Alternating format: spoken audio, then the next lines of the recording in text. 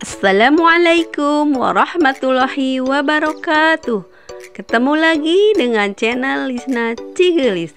Kali ini channel Lisna Cigelis akan mempersembahkan kembali tentang kisah inspiratif.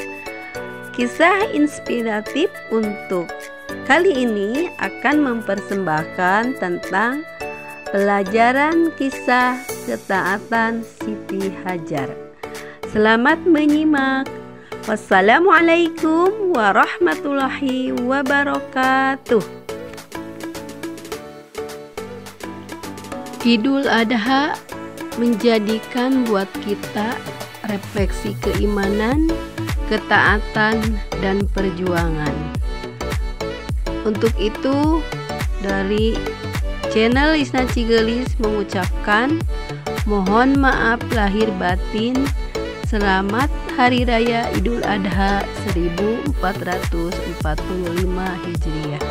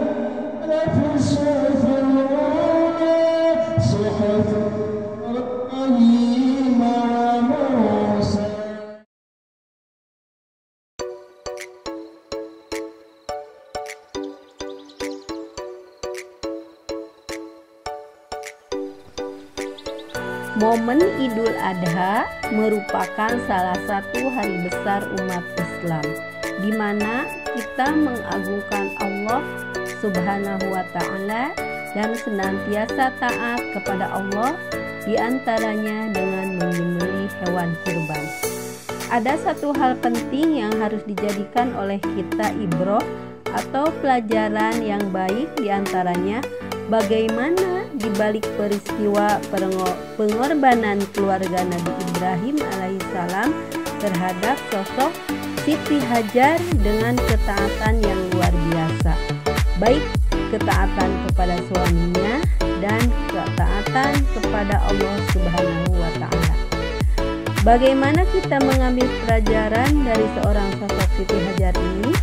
Tentu kita penting mengetahui apa yang menjadikan Hajar begitu luar biasa menunjukkan ketaatan.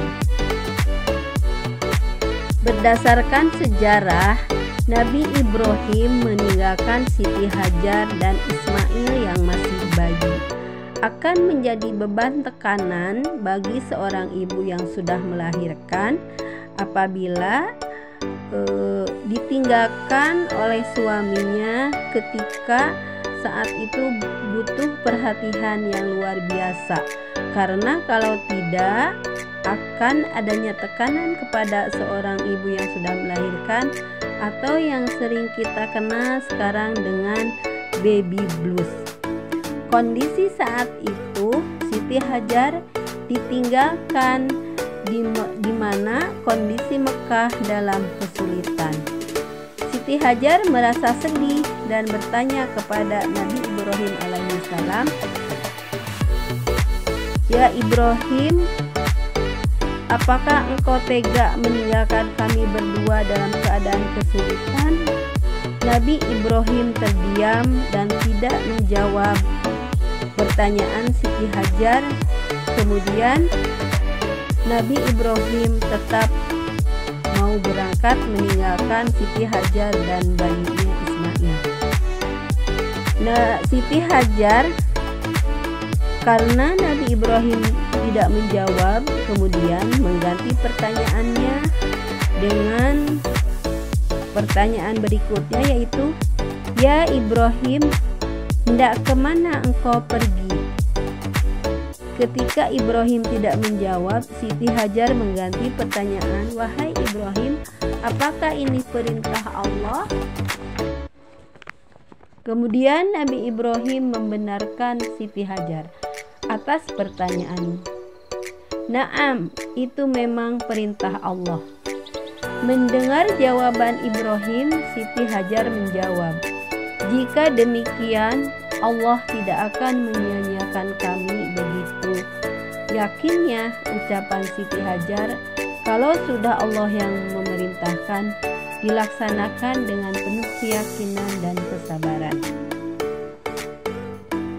Banyak perempuan sekarang di mana aturan rumah tangga merupakan bentuk ketidakadilan bagi perempuan, mempertanyakan aturan Allah yang berujung kepada tuduhan bahwa syariat Islam tidak adil kepada perempuan.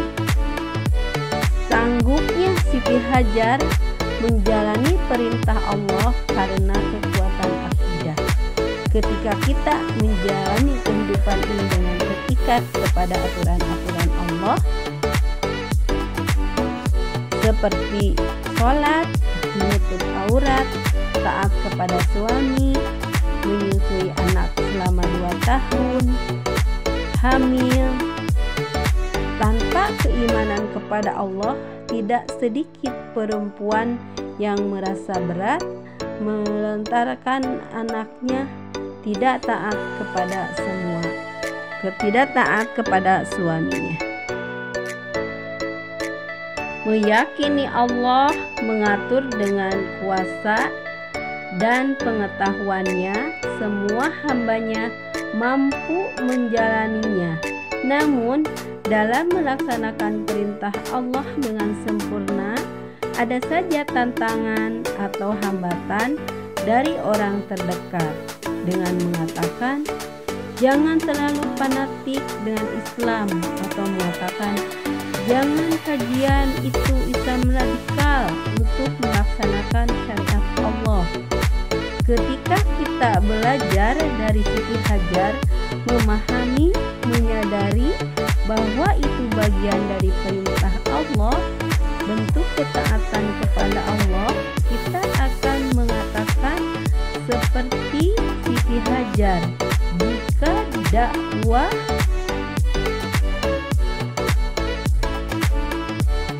laksanakan syariat Islam itu kewajiban, maka Allah tidak akan menelantarkan kita, tidak akan mengabaikan kita, tapi Allah akan menurunkan bantuannya, Allah akan memudahkannya.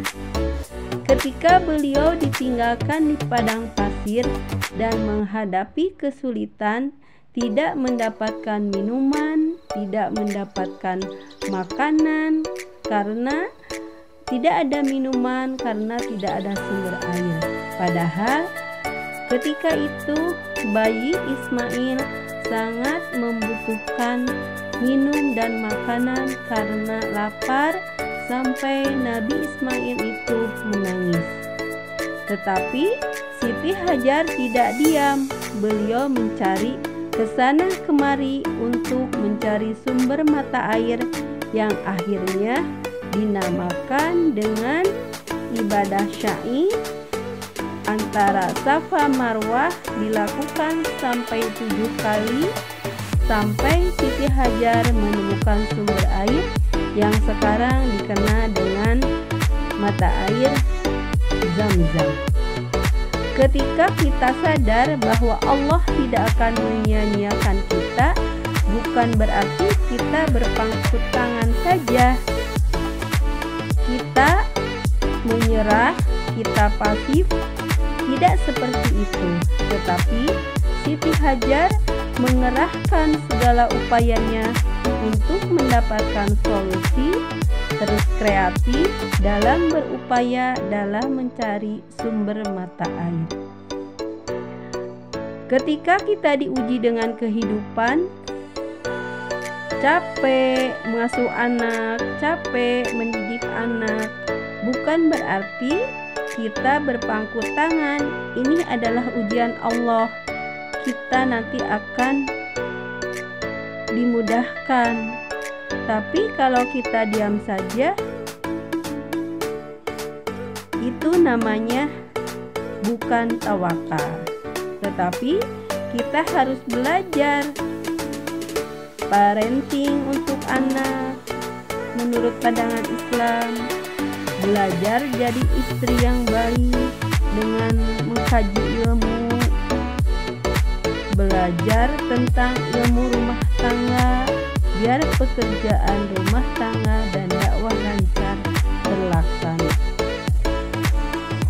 Baik teman-teman, selain percaya dengan keputusan Allah, kita juga harus menyempurnakan usaha memenuhi kewajiban sebagaimana dalam firman Allah bahwa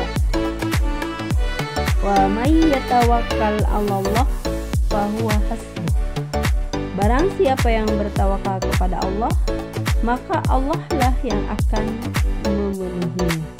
Jadi, pelajaran kisah Siti Hajar yang harus kita ambil ibrohnya yaitu pertama, ketika kita taat, Allah tidak akan menyia-nyiakan kita. Kemudian yang kedua, harus bersungguh-sungguh berupaya dalam ketaatan. Semoga kita semua bisa melaksanakan ibadah dari Siti Hajar, punya keyakinan yang kuat dan punya kesungguhan yang luar biasa. Amin ya robbal alamin. Wallahu alam.